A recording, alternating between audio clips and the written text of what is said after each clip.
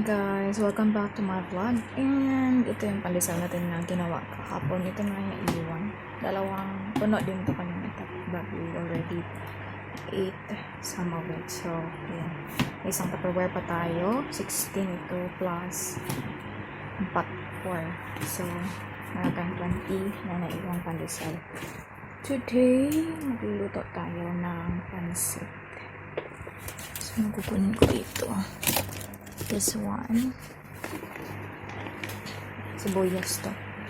Mahal ang sibuyas sa Philippines. Dito hindi talaga mahal. So, yan.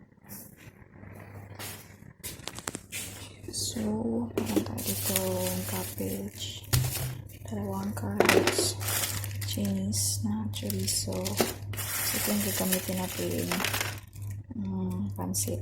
Kaya Miki. We call it here Pancit kuning. Yeah, and then meron tayong konting shrimp pang gisa. So, yan. Gawin ko lang.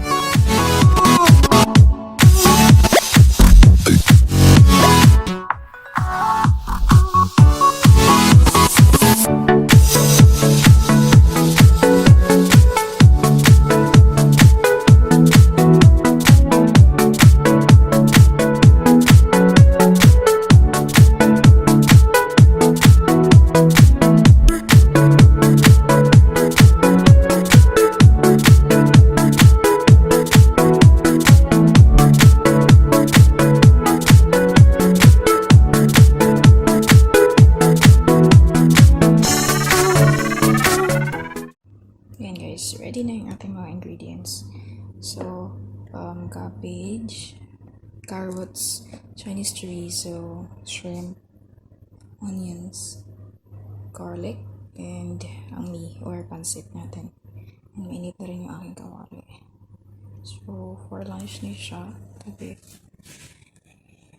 Lulutuin ko na siya now because I have a meeting later.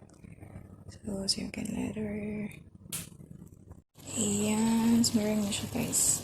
Almost ready na to. Pinapaubos ko lang yung sabaw. Okay, simmer na siya.